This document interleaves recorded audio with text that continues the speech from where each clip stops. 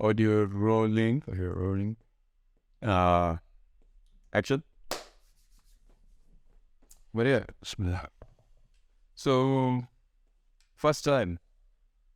This is actually my first time on a podcast in front of the camera like this. Well, it's a scary experience. I know it's online, but I think one thing I've come to learn over our journey is the importance of just jumping in. I mean, we had this conversation like 40 minutes ago. Right, we almost didn't shoot this episode, but we were like, you know what, we're gonna push. We're gonna see what it's like. We don't have the best equipment. Let me actually take a young video. You guys are gonna see the camera here, but let me show you guys our young setup here. And this is roughly what we have. We've got one mic, one lights, one camera, and one eye open when I'm sleeping. But yeah,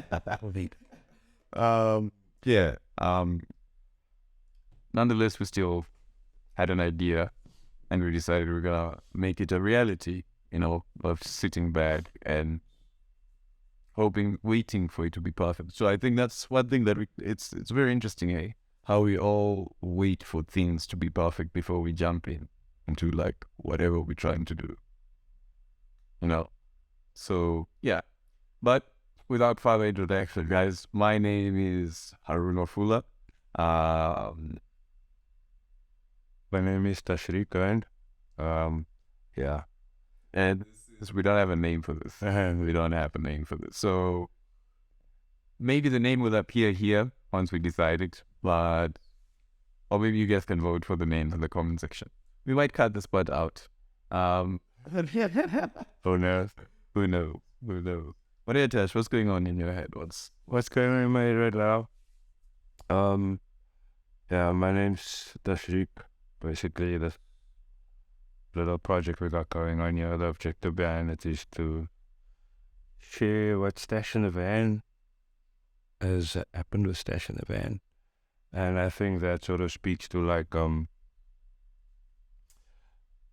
just the beginning story of Stash in the Van. What happened was I wanted to convert energy into something that could be of service, you know. And I was like, how do you do that? How do you actually embark your passion when you are close to 40 years old? You know what I mean? How do you start a whole new thing when you have the concerns of daily life as an adult? You know, you parent, you have a job, you know, trying to get by. And so yeah, and I was just like, did some research, found out there's other old guys who did it, like even older, became musicians, artists, made beautiful works of art that leave a legacy, you know. Maybe not international acclaim, but if you go and look for them, you can find some really amazing stories, you know what I mean? And so yeah, so I just dove into it and said, let me do this thing, and learned to play the guitar in 1 year. Great. Not learned the guitar per se, but just like got some lessons, learned some covers, got my basics, and a few songs, learned a few songs. 30 songs? 30 songs. 30 songs. 30 songs. 1 year. Okay. 1 year. So naturally a question that comes to mind is, what kept you going for the year? Because there's many people who have guitars at home sitting right now, or some kind of instrument, and they've tried, they get okay, and then they leave it behind. So what was that thing that allowed you to keep coming back and practicing and eventually learn 30 songs? At first I was like, when I started watching YouTube videos, I think that's where everybody starts. Watching a video, picking up a book, or trying to read something, you know, nowadays. And then I think I did 1 month with a teacher, just to, like, there's so much information out there. And I feel like just mentorship is still the fast track process to getting what you need to know. You know, mentorship from somebody who's done it already. And then, yeah, I did a month lessons. And then from there, I realized it's just about becoming the person who picks up the guitar daily. And it's difficult because it wasn't a habit of mine. You know, it's other stuff, yeah. Like, because I played professional rugby for the first half of my life, for like 13 years, you know, going to gym or going out to the pitch or grabbing your boots or having a stretch, those are habitual practices, but like a guitar was never part of it, you know? And so the beginning stage was just, even if I touched it for like 5 minutes, if I just picked it up and sat there and tuned the guitar and then put the guitar down and just went on with the rest of life at the beginning stages, because, and this also came with research, like trying to pick up a new habit, you know, looking into how to build a new habit. It's you start over a period of time, you become the person who picks up a guitar every single day, you know, and the minutes don't really count. And eventually, when you start seeing results, you become passionate about it. You fall in love with it, you know, fall in love with the results. Just like anything, when going to gym, you know, at the beginning, it's like, why am I doing this? You look in the mirror every day, you don't see anything. But week 2, week 3, then you sort of like become addicted to the results that you get as well. And then the second phase after it becoming habitual was sacrifice. Sacrificing time I could be doing something else, sacrificing distractions, sacrificing comforts like watching something, you know what I mean, or just watching something, you know, watching something, you know, it's like, it's so easy to just get caught up here, you're just watching whatever, and so actually shutting down, going airplane mode, you know, And focusing on something else. and it's just like 10 minutes. Sacrificing. I think we had this conversation once, the transaction system, right? Yeah. So you had to make that transaction of saying, I'm going to give this up in order to gain this skill of playing the guitar. And a year later, what would you say has been your biggest insights to life now that you've picked up the guitar? That's a nice question, thank you. So 1 year later, it's paid gigs, you know. So I think if we look at the economy of South Africa today, a lot of us are in disarray because of the climate and the struggle. You know, gets really tough. It's really tough for most of us, you know, for a large percentage of us, and just getting by it's hard. You know, just making a daily bread is hard, but we don't talk about it much because we're resilient people in South Africa, and I think we've been blessed with so much natural beauty around us that it makes it a bit easier, you know. But definitely the financial benefit that came with meeting you and being able to get the product out there visually. Because it doesn't matter if you're sitting on the most amazing thing, if nobody knows about it. Yeah, if you can't. Everybody can use it. It's like, look at Dada. What does she know about cameras? You know? And it's like, he was right. It's about communicating a message to your audience. And, you know, it's crazy how we feels that are rooted in that. Music can feel, you know, right? By the way, I do feel, I'm pretty sure you picked that up. But I do feel, yeah, that's how I'm going to start introducing myself. I do feel. Yeah. But yeah, it's interesting, as you say, the transaction system for us, you know, making that sacrifice. And also just communicating, you know, a message. You know, because I remember somebody sent me a script recently and asked them, okay, I told them, what was your motivation behind the script? What was your inspiration? And they basically retold me the story, right? And I was like, nah, I'm not saying the story there's an issue with the plots. It's not even about the plots. We can move from point A to point B, but the question should always be why? Why are we moving from point A to point B?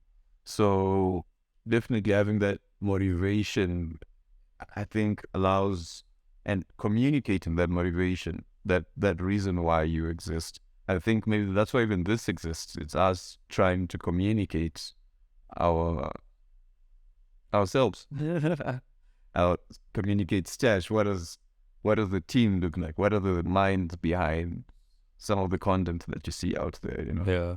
So I think that's a key thing for any individual, business, or like creator, anyone for that matter, is learning how to communicate in general. The power of communication, you see. It can even be put into business terms. Yeah. But yeah, it's been such an interesting past couple of months. What a interesting. We're now so we've shot 11 videos. Right. So tell us a bit more about yourself, bro. Where are you from? What are you doing? So How did we meet? how did we meet? All right. Originally from Kenya, currently residing in SA, as you probably picked up, South Africa. That is. And I've been interested in film in photography specifically for such a long time. Ever since I was a younger boy, every time I would get my hands on a camera, I would, want to snap a photo or something like that. And over the years, I fell in love with animation. Wanted to start an animation studio. That was the first ever venture that I wanted to do. Okay. Grade 8. Before that, I wanted to have like a whole career thing. I wanted to be a neurosurgeon, right? But I get to grade 8 and I'm like, I have animation studio. So me and my friend who loves drawing, we start taking the steps towards creating an animation studio. I learn about 3D animation. I pick up Blender. Shout out to my Blender boys. I pick up Blender. I pick up. There was this 2D software I completely forgot. But after making like 2 concepts things, I realized that I didn't have the resources necessary, and quite frankly, the skill as well. I wish I could go back in time and tell myself that, no, just stick to it, just, put the time and effort. But anyways, eventually we part of what we called Astrofitfilms Enterprises, and we started a clothing line. So grade around grade 10, we started a clothing line, and the clothing line needs pictures to be, to be marketed and stuff. And we started, by the way, all of these things that we're discussing will be linked in the description below. So then started Astrofit Clothing, needed the pictures, we started Astrofitfilms. And then I've been also very interested in computer science, programming, coding, and went to university for 1 year, but I left to fully focus now on the film, on Astrofitfilms. And ever since then, I've still been in touch with programming. I'm the guy who actually did the Stash website. Again, link in the description. It's still under works, by the way, so don't be quick to judge. I think it has a pretty cool concept. So yeah, if I could describe myself, I think after yabbering on and on, if I could describe myself as 2 things, I would say I'm a programming photographer. I'm a software developer / photographer. Software developer / videographer, I would say, because, I then evolved into video and stuff. I mean, we're shooting this currently. I think I did shoot the video. So yeah, that's me. That's Haroon. That's Waffles. And so those are the things that I'm affiliated in, and the things I'm interested in. But I think obviously through the conversation, the people figure out who I am. Or I can say and speak about who I am. But you also play the keyboard and you're learning the guitar. Yeah. I'm here. So what? And I've learned that, but we'll get there. It'll be like, yeah, we don't want to like give away too much to the people right now. Yeah.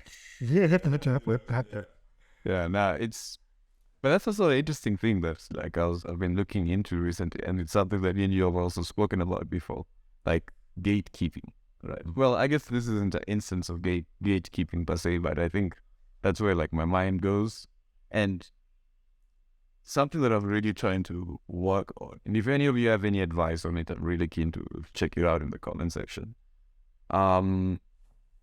If how to share without withholding, not gatekeeping, when you start a business and you start learning principles and you learn very important strategies and little things like that. You hold on to them. They're your tools for success. And I think the natural inclination is to like not want to give it out because you're afraid, oh, somebody else is going to take it. Yeah, that chat. Right? And then, but in reality, this is something that I think Drake said it once on an interview or something. But if it's yours, no one can take it away. You know what I mean? So if I'm giving my business strategies or my thought patterns or little secrets, quote unquote, that we use in my enterprise, and I'm like exposing them even here on the podcast or wherever it is, I think it's important to keep in mind that when you're sharing that, there's also like an element of manifestation in it when you just speak it out loud. So when you gatekeep it, you're also withholding that thing's potential. And therefore, you also have to ask yourself, like, how much do you love that particular thing? Do you want to see it grow to its full potential? Or do you only want to see it grow with you? Because then whatever it is you're trying to gatekeep could grow better without you. Like even, let's take it to the classical example. You went to a nice restaurant, post pictures on Instagram. People are like, oh, where's that? Nah, it's only cool. You must be invite only. It takes 7 months.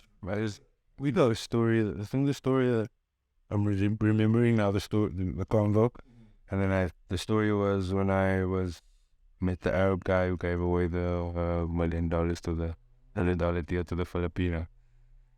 Yeah, quick story then. So I staying in Dubai still, playing rugby there, whatever, and end up in a meeting with one of the guys at the club who owns a business, and we're in the building where his offices are, and like anybody there you think is Emirati wears like the Emirati clothing, but not everybody obviously is, you know what I mean? Emirati. Someone from Emirates. Yeah, from the Emirates. Yeah, so it was an Arab gentleman who came in, and then we had a Filipino lady working for us. She was like one of my best friends there. And then he also had like I think it was like an intern anyways, it sounded like it was a new guy working with him as well. Came through to the meeting, and anyways, we got through the deal and whatever, and because he sourced the deal, the Emirati gentleman that he came with said, okay, it's $1 million deal, you take it for you. And I didn't have much to say during the whole meeting. It was just like an observer, you know, understanding the business dynamics and LLC at the stage I'm there for less than a year. Mm.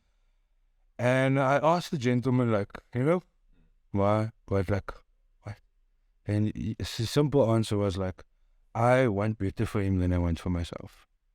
And this made me want to understand what it is about this culture, you know.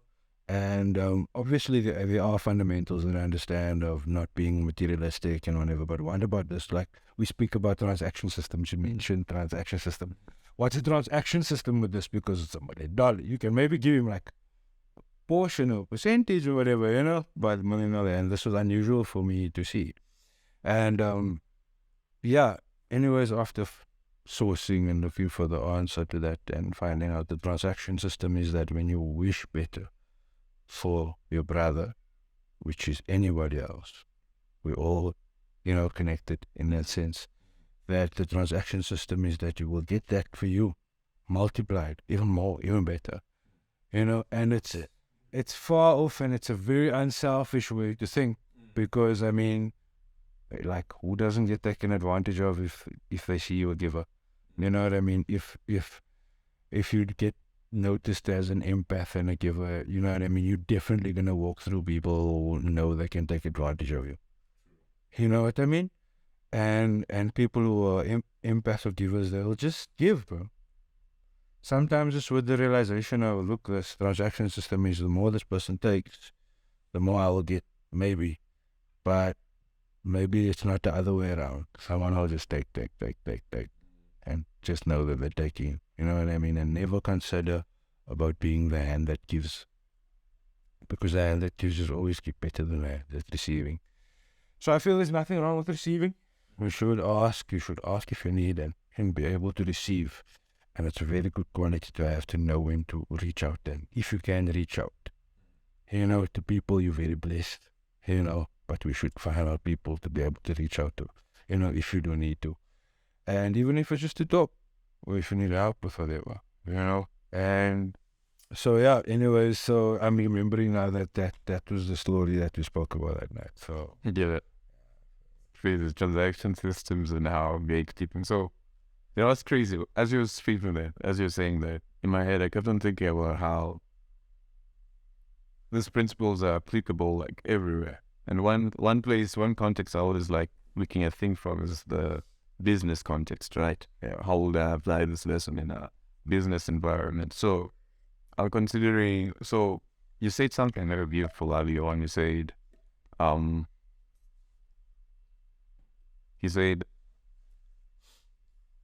we should live in service, right, of others. And I've always thought about how in business, people think the ultimate goal of a business is to generate cash, right? Like that's end goal. Oh, we made a profit this year. Yay. We did good business. I did business, right? But that's not, I've come to realize that there might be a deeper meaning to what a business actually is than merely being a cash cow, right? I'll just consider what was the purpose of the business, the why, tying into also something else we spoke about, but the motivation of the business. And I think a business that has the motivation of being in service, and you hear that term, our services, the terms of businesses use this term, being in service of others and making that a priority, right? I think allows the business to truly make a difference. And also the business gets something back in the sense of, if I'm offering you this service, right? Yes, I'm going to put a markup on it, right? But the idea of me putting a markup on it shouldn't be merely to just make my pockets fatter. Yes, I might want to live a more comfortable lifestyle, but it should be, I can now offer my service or my product at a higher scale, at a more efficient scale. I can be more of service, right? The fact that you're saying thank you for your service, and then again, it's all connected. It comes back to, and then the transaction system. You're saying, I appreciate your service or product this much. I'm willing to do this. Now, as a business, I think it's our responsibility to then, a business's responsibility to now take that cash and say, okay, now I want to offer you this service, obviously, but I'm now going to do it even better for the next time. Now that you've given me this, I'm going to get a better camera to get you better shots. Now that you've given me this, I'm going to be able to buy a better mic and make better music because you like my music. And I think when transaction systems are modeled around a framework like that, it allows us to actually have, I think, a more purer society. But as you said, like, you just also have to be aware that there's people who will take advantage of it. It's how it is. But how do you come to terms with that? Staying yourself when like the world around you is, might hurt you or, go against that. How do you stay rooted in this crazy world? Personally, through prayer, and once you in a place where you are connected to the source, you can protect yourself. You know what I mean? And just from energies, just from wherever because you have to be, like you said, you have to be, it's gatekeeping. If you have to put up these barriers, and like we do here in South Africa, huge walls, securities, cameras, you know what I mean? You would just us also getting in front of a camera here today. You know what I mean? It's a step towards probably our interactions and trying to uncover this whole thing, and a huge part of being able to be at service and to assist others is to understand that people can relate to you. Nowadays, we're all trying to paint this picture, and it's all driven through comparison, bro. because we're on the gram, we're on TikTok, we're on social media. So it's like, oh, this is what a musician or artist or a rugby player or entrepreneur is supposed to live like, you know? But like, at the end of the day, what keeps me driven and what keeps me grounded is the fact that if we reach a ripe old age, it's just about the journey that you're partaking in that makes that time valuable. The fact that you'll be able to attach yourself to that memory, the fact that you'll be able to say at this time as an entrepreneur, I was sitting in Sandton in a meeting or in Dubai or Abu Dhabi in a meeting and whatever. That's because I was blessed enough to have the journey of being an entrepreneur. And Or I was blessed with the opportunity of having because that's what you're going to leave with. Once your vocals stop working, your memory, even when your memory's gone, you know what I mean? and you make that's such an interesting thing, you know. What journey are you attaching yourself to right now that you can sit back when you're old? Like another thing, like I that also brought me to that perspective was, if you have to pass away one day, and you at the gates of heaven and you meet an image of what you could have been, and the image tells you like, this is me, these are all the things I could have become. You could have been coder, video guy, philanthropist, family man, pilot, whatever it could be, you know what I mean? But because of the limitations and the boundaries we set for ourselves through trauma, education, environment, social, you know, and not being able to source through all the data, because we have all this data to become whatever we want to become right now for free. It's crazy. You put watching with the YouTube, and you can learn what to do. Well, a countless number of things. I would say because of the restrictions, YouTube now, obviously not anything, but Google, the access to the internet is ridiculous. And yeah, I think one thing that you've sparked in me is when you say, what story do you attach yourself to? I think one thing also else to keep in mind is gratitude for that story, whatever, because there's also the chat of, I think there will always be a more suitable, a better version of yourself, you know, the better story. There'll always be the better story. You could be sitting with $100 billion and you'll sit and think, maybe this could have been the better story. But I think ultimately also, when you're talking about being grounded and saying like, these are the blessings that I've been granted, I started thinking of, you know, a chat that we've also had. But this is just basically a recap of the chat of vintage of had. But the chat that we had of gratitude, you know, like being grateful for wherever you are in your journey also at that point. Because then I think it's also very easy to get caught up on, okay, the journey must look like this at that point. Your future self. Yeah, my future self. It's important to definitely plan ahead and see ahead and envision. It's a beautiful thing that human beings have. Isn't it? Like the fact that you can sit back and take your mind somewhere else and build whole worlds, whole cities, all in here. So it's beautiful to take in that, but it's also very important not to get lost in there. Because there's the now. There's right here also. Where are you in the journey now? And I think gratitude is a good place to grounding yourself in the now. You know, I'm grateful, man. I'm grateful for this mic. I'm grateful for the camera. I'm grateful for you, bro. I'm grateful for you too.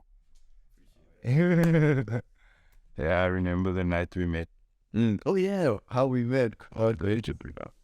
Yeah, so it was like moving into the Valaya, and I was like, such cool vibes, bright area, you know what I mean? And what goes down there, and the pool section, and what goes down there, you know, and like the community it's around here. Like whenever a visitor or someone comes by, he'll be like, you'll never say this place is stuck in the center here. There's like a whole community here. There's like a whole vibe here, you know? And, but I purposefully and intentionally part of that, like, year when I was learning the guitar, I had to like just stick. Now like don't not yet. And the not yet was me not going out and socializing and getting to know everybody as and it was like another little bit of sacrifice. Just because I know because I feel like I'm repeating the process of what I did when I was a rugby player, and I know the strat now. I know the strategy, and it's just implementation, into a different thing. So there's that early stages where gratitude, I don't feel I was grateful enough at that stage because you're young, you know what I mean, and there's no grateful chat at school. There's probably in the church, but who's listening? What's going on in the church or in the mosque? You know what I mean? When you were lighty, it's just there with you because you have to be. And so now, being grateful for what I had back then, but being in it, I wasn't even grateful that much. I was just a chase. And the gratitude chat came to me for me when I was at the height of my rugby career in France, staying on the whatever floor of a hotel, 24-hour room service. And for me, up away from where I come from, which is Calvindale, Port Elizabeth, is like, you know what I mean? Like, it's like people work hard there to get out there. You know what I mean? And that's what happens. And you get good people who are being good to be able to make a difference, So living in France at that stage is like ultimate, goals, professional, getting paid, Wednesday nights having family with the kids over the clubs and that kind of stuff, playing in France. We won a championship match and I went back home and they were having a bodega vibe. It's like just like it's just a celebration. And the coolest thing there outside, they have little coffee machine. It's freezing, but they have a little coffee machine, coffee table, and they make coffee for everybody who goes outside to have smoke a cigarette. Just this little culture thing about and I've experienced. So people will have a cigarette together socially. It's seen as a social thing, and they'll even have a cup of coffee because it's so cold in France, And then they'll even have makeshift like rollies, like banana leaf cigarettes for people who don't smoke cigarettes, just to partake in the coffee and cigarette moment outside. So she's going outside for a smoke is like a whole thing, But I'm there, I'm in this thing, but I'm like, I'm so gutted. I'm like, what next? What next? That's like, oh my mind, another championship, another club, another team, like, oh. And that was the journey to finding gratitude, bro. But I didn't know I was on the journey because I didn't feel it, But thinking back now, what I have experienced, what I have an opportunity to think back, what I had, So probably attaching this little chat we have to the younger generation. There's a lot of chat like anxiety and depression and sadness, and you know what I mean, because and a large part of that is because we attach ourselves to our future self. And when we look at ourselves as a 21-year-old, 36-year-old, 42-year-old, 50-year-old, you're sitting there and you're thinking, I should have been this, I should have been that, you know what I mean, by now, and I should have had this. But then you're literally making yourself unhappy by doing that because you're comparing yourself not to something even that exists. And then just, they don't even, not even someone that exists, it doesn't even exist, bro. So, yeah. And that's why we are taught in my teaching foundations where I go for when I really need answers is never compare yourself to those people who have more, never. Look at those people who have less. But in the same, we were blissful discontent. That's why I like that word, because meaning blissful, that I can source gratitude right now for what we have, the mic, the camera, the opportunity to be able to have this chat. Me having opportunity to speak to a 21-year-old myself, even in you, because that's how I look. What would I want to hear at that stage? What would I need to hear at that stage? As a big brother, what would that big brother be telling me or imparting? Maybe you use it, maybe you don't, but at least I can say I used the opportunity with you to be able to get rid of that knowledge or data that I felt could have been used to my own self. And maybe you'll latch onto it when you're older. Maybe not now. Maybe it's in and out, but you'll have that data. And we were speaking about having all this data out there, not being able to go and attach to something that can be beneficial for us right now. And it's because it's hard for us to make the sacrifices. And sacrifices is coupled with discipline. Discipline. What is discipline, bro? What's a chance? Discipline. Discipline.